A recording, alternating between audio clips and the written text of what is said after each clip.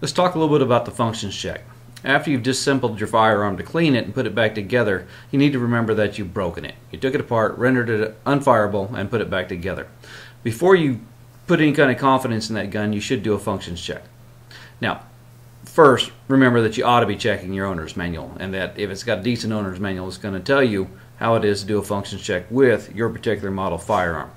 The functions check I'm going to show you is pretty generic and should work on most models, but if it doesn't, check your owner's manual.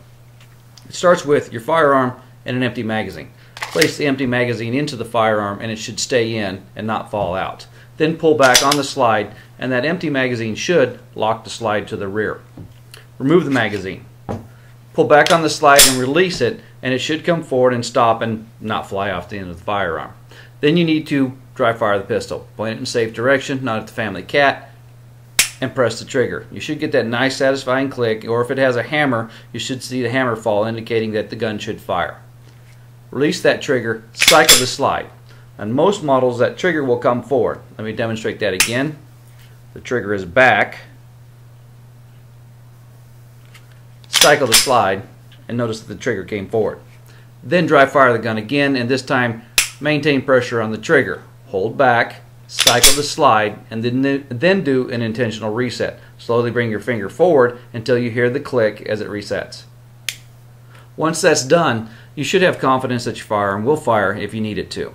The best functions check, however, is to take it back out to the range, fire 3 or 4 shots out of it to guarantee that it fires and it cycles and it feeds unchambers all the rounds again, thereby demonstrating that it will function for you.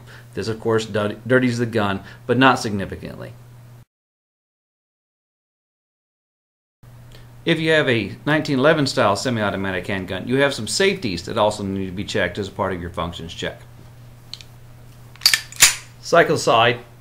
Without depressing the grip safety, simply make sure that the thumb safety is disengaged, and press on the trigger.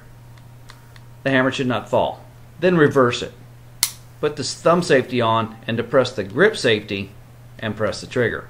This demonstrates that both the thumb safety and the grip safety are functioning and prevent the hammer from falling even though the trigger is being pressed. Take the thumb safety off, depress the grip safety, then begin the process of pressing the trigger so that you get a hammer fall. Cycle the slide. You now get the second trigger press.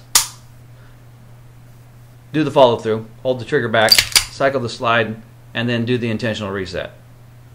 There's the click. There's the hammer fall.